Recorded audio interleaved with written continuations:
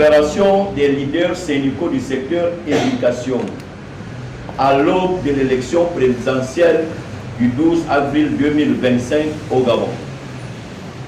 Depuis le 30 août 2023, le Gabon est visiblement engagé dans une transformation d'intérêts socio-économiques qui emporte positivement et sans mauvaise foi espoir dans l'opinion publique en l'espace de 19 mois de transition politique dans notre pays. Le secteur éducatif presque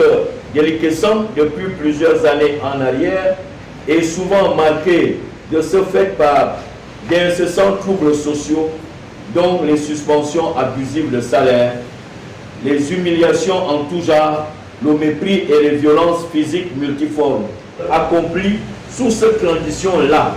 où, sous l'Ancien Régime, les conditions de vie et de travail passaient par perte et profit. Conscient de cette détermination face aux défis actuels, notre pays a besoin d'un président déterminé et soucieux des intérêts de tous. Monsieur le Président des leaders syndicaux, autant pour moi que sur les enseignants, protestant pourtant légitimement pour leurs droits, se pose en préoccupation fondamentale pour le comité de transition et de la restauration des institutions dirigées par le général Brice Clotaire Oligui Nguema. Pour preuve, et au-delà de l'attribution de plus de 2000 postes budgétaires,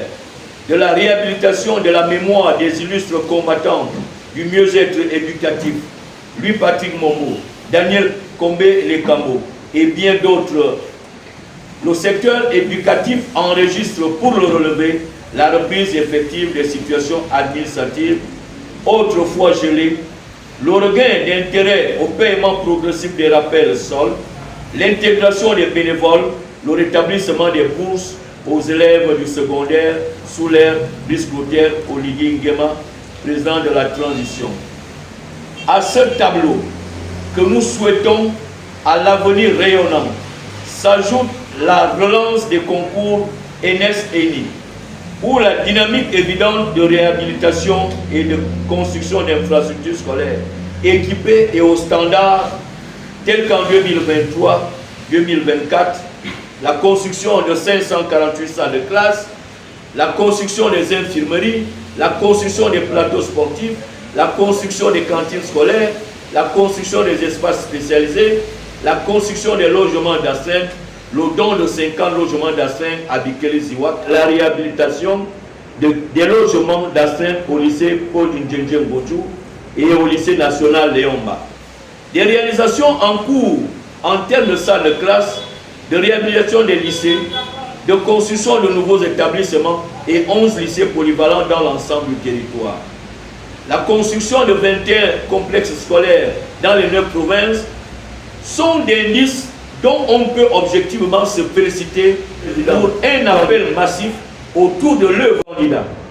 Nous tenons par ailleurs à vous exprimer notre profonde gratitude pour ces actions significatives, notamment le décret portant dénomination de certains établissements visant à attribuer le nom d'une personnalité du secteur éducation, le rétablissement des prérogatives du ministère de l'Éducation nationale dans les écoles de formation des personnels, la reprise du travail manuel dans nos écoles, le paiement de la deuxième tranche des rappels. Monsieur le Président, nous vous remercions infiniment pour ces décisions salutaires. Fort de ce qui précède et sans préjudice du respect des libertés syndicales et d'opinion, les leaders syndicaux du ministère de l'Éducation nationale et de l'institution civique accordent ici leur soutien au président candidat Brice Clotaire Oligui Nguema à l'élection présidentielle du 12 avril 2025. Dans le respect et la liberté de tous les citoyens, nous appelons au vote massif le 12 avril 2025 du candidat Brice Clotaire Oligui Nguema pour un retour du ministère de l'Éducation nationale et de l'institution civique, accorde ici leur soutien au président candidat Brice Clotaire Oligui Nguema à l'élection présidentielle du 12 avril 2025. L'environnement syndical du secteur éducatif gabonais est en ébullition en nous offrant un spectacle inédit de façon interposée à travers des clashs dans les réseaux sociaux et surtout dans les groupes WhatsApp du secteur éducatif depuis quelques jours, malgré la médiation des aînés du secteur pour stopper cette diarrhée de mauvaise odeur qui dépeint la crédibilité et moralité des personnes censées être le guide de bonne conduite dans la société gabonaise. Revenons aux faits. C'est après avoir reçu une somme de 40 millions après la commémoration de la journée de l'enseignant le 23 mars 2025 pour mettre en vitrine la vision du président de la transition à l'époque qui donnait déjà du sourire à travers certaines avancées administratives, réalisation de certains projets infrastructurels au niveau éducatif que 38 leaders syndicaux avait pris l'engagement de défendre avec la dernière énergie le projet en poussant au président de la transition Brice Clotaire Oligui d'être candidat le 12 avril 2025.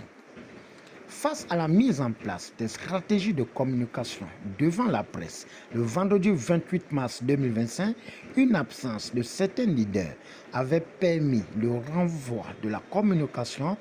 devant 10 médias présents qui, après négociation avec les organisateurs, avaient reçu des perdièmes pour compenser le couac, savamment orchestré par une tendance en quête de visibilité.